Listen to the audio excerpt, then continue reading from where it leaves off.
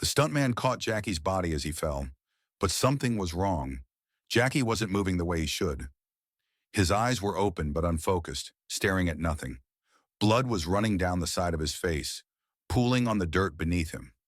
The entire crew of Armour of God had gone silent, frozen, watching their star lie motionless on the ground in a small village in Yugoslavia. It was 1986, and Jackie Chan had just fallen from a tree during what should have been a simple shot, a routine jump he'd done 100 times before. But the branch broke. He fell 20 feet, landed headfirst on a rock, and in that moment, everyone on set understood they might be watching a man die.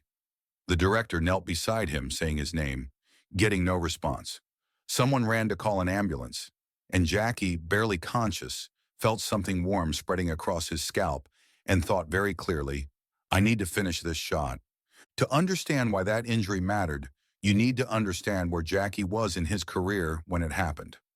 By 1986, Jackie Chan was 32 years old and at the absolute peak of his powers. He'd already made Police Story, the film that had cemented his reputation as the most daring action star in the world. He was directing, choreographing, and starring in his own films, taking complete creative control and producing work that no one else would dare attempt. Armour of God was supposed to be his biggest project yet, an adventure film with an international scope, shot across multiple countries with elaborate set pieces and death-defying stunts. Jackie played a treasure hunter searching for pieces of ancient armor, a character that let him blend action, comedy, and genuine danger in the way only he could. The production was expensive by Hong Kong standards, and Jackie had invested not just his reputation, but his own money into making it work. Filming had already been going for months, moving from Hong Kong to Europe, capturing footage in castles and forests and mountainous terrain that would give the film a scope Hong Kong audiences had rarely seen. Everything was riding on this film. If it succeeded, it would prove Jackie could make world-class action movies that competed with anything Hollywood produced. If it failed, he could lose everything. The day of the accident started like any other. The scene they were filming was relatively straightforward. Jackie's character needed to jump from a tree to escape pursuers, land on the ground, and keep running. Jackie had done far more dangerous stunts. He'd hung from helicopters, jumped between buildings, slid down poles wrapped in electrical lights. A jump from a tree was nothing. But that's the thing about accidents. They don't happen during the most dangerous moments. They happen when you least expect them, when a piece of equipment fails or a prop doesn't hold, or, in this case, when a tree branch that looks solid turns out to be rotten inside. Jackie climbed the tree, positioned himself on the branch, waited for the camera to roll. The director called action. Jackie jumped, pushing off the branch for momentum, and the branch snapped. Instead of a controlled jump, he dropped straight down 20 feet with no time to adjust his body or protect his head. He hit a rock skull first with the full force of the fall. The sound of the impact was something the crew would talk about for years afterward. Not loud but wrong, a dull crack that made everyone's stomach turn. Jackie crumpled. The stuntman who was supposed to catch him during the choreographed landing grabbed him as he fell, but it was already too late. The damage was done. For a few seconds, no one moved. Then the assistant director started shouting for help, and the set erupted into controlled panic. Someone brought towels to stop the bleeding. Someone else tried to keep Jackie awake, asking him questions, trying to get him to respond. Jackie could hear them, but everything seemed distant, underwater. He could feel the blood, thick and warm, soaking through his hair. He tried to stand and couldn't. His legs wouldn't hold him. The pain was enormous, but also strange. Not sharp like a broken bone, but deep and spreading, like his whole head was coming apart from the inside. He touched his scalp and his fingers came away red. That's when he understood how serious this was. The ambulance took 40 minutes to arrive. They were filming in a remote location, far from any major hospital, and the local medical facilities weren't equipped for severe head trauma. Jackie was conscious by the time the paramedics loaded him onto the stretcher, but his speech was slurred and he kept asking the same questions over and over, not remembering he'd already asked them. The crew watched them drive away, and the director made the decision to shut down production for the day. No one wanted to keep filming. They'd just seen their star, their friend, nearly die. The mood on set was grim. People stood around in small groups, talking quietly, wondering if Jackie would be okay, wondering if the film would ever be finished. Some of the crew had worked with Jackie for years, had seen him take hit after hit, fall after fall, always getting back up with a smile. But this felt different. This didn't look like something you walked away from. At the hospital, the doctors examined Jackie and their faces told him everything he needed to know. The fall had fractured his skull. A piece of bone had been driven into his brain. He needed emergency surgery or he would die.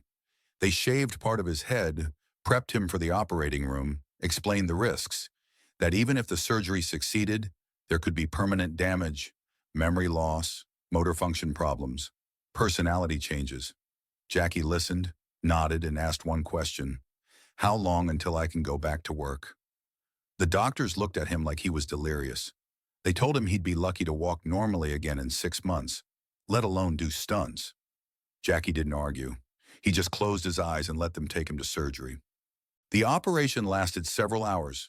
The surgeons removed the bone fragment from his brain, repaired the fracture as best they could, and inserted a plastic plug to cover the hole in his skull. When Jackie woke up, his head was wrapped in bandages and the pain was worse than anything he'd ever experienced. Every heartbeat felt like someone driving a nail deeper into his brain. He couldn't stand without getting dizzy, couldn't focus his eyes properly, couldn't remember what day it was. The doctors told him he was lucky to be alive.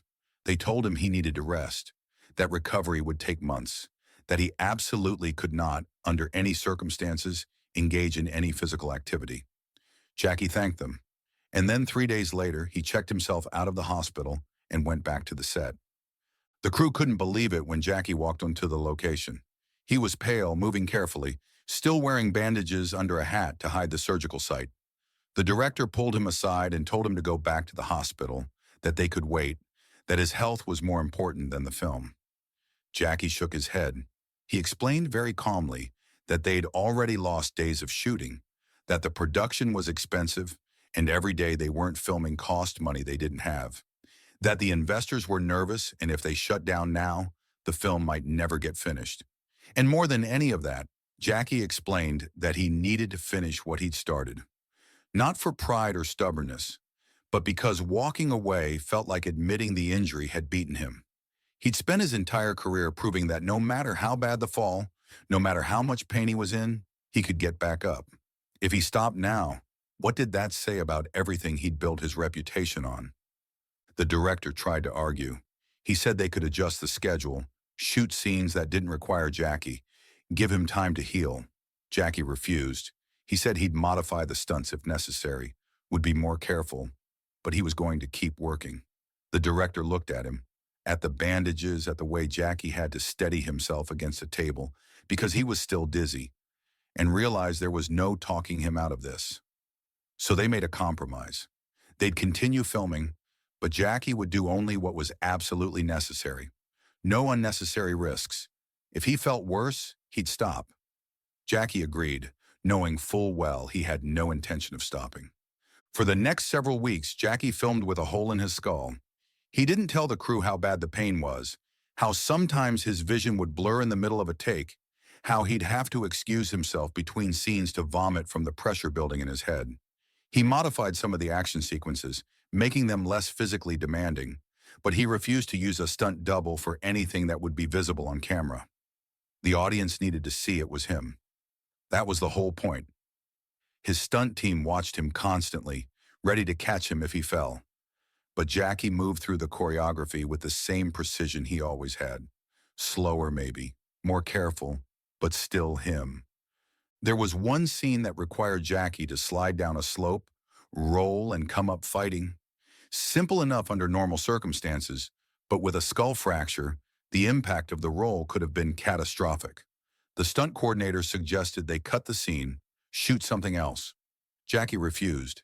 He explained exactly how he'd do it, controlling the roll, distributing the impact, keeping his head protected.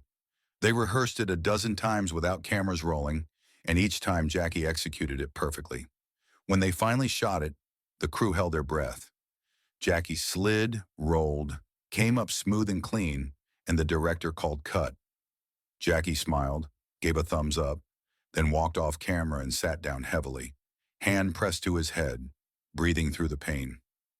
The film took months to complete, longer than planned, and Jackie worked through all of it with an injury that should have ended his career. When Armour of God finally came out in 1987, it was a massive success, breaking box office records across Asia. Audiences had no idea what Jackie had gone through to finish it. They just saw another incredible Jackie Chan film, full of impossible stunts and breathtaking action. But Jackie knew, and his crew knew. And in the end credits, like he always did, Jackie included the outtakes, including footage of the fall that fractured his skull. Audiences watched him hit the ground, watched him lie there bleeding, and understood in that moment the real cost of the entertainment they just witnessed. The injury left Jackie with permanent damage. He has a hole in his skull to this day, covered by the plastic plug the surgeons inserted. His hearing in one ear is partially compromised. He has occasional headaches that trace back to that fall. And for the rest of his career, whenever Jackie takes off his hat, you can see the small indentation where the bone never fully healed. He could have stopped. He could have walked away, recovered properly, come back when he was healthy. No one would have blamed him. But that wasn't who Jackie was. His entire philosophy, everything he'd built his career on, was about commitment to the film, to the audience, to the idea that if you promised something, you delivered, no matter the cost. Years later, in interviews, Jackie would talk about that injury and say it taught him something important.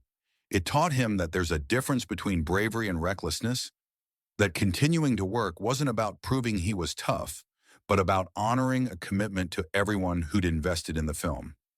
He'd say that the injury made him more careful, more aware of his own mortality, but it didn't make him stop, because stopping would have meant all the previous injuries, all the broken bones and burns and concussions, had been for nothing. If he walked away when it really mattered, when his life was actually on the line, then what was the point of any of it? The story of that injury, of Jackie filming with a fractured skull and a piece of plastic in his head, became part of his legend. It became the story people told to explain what made Jackie different from other action stars. Anyone can do stunts when they're healthy. Anyone can look brave when there's no real risk. But continuing after you've already been broken, after you've felt your own skull crack and your brain bleed, that's something else entirely. That's not bravery.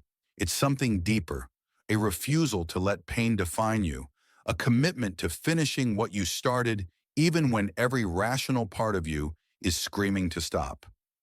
And maybe that's the real lesson of that day in Yugoslavia, of Jackie lying on the ground with blood pooling beneath him and still thinking about the shot he needed to finish.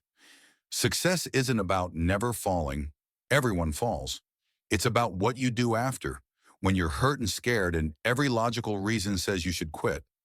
Jackie taught a generation of filmmakers and stunt people and audiences that the work matters more than the pain, that integrity means following through even when it costs you everything, that the audience deserves your best effort not when it's easy but especially when it's hard.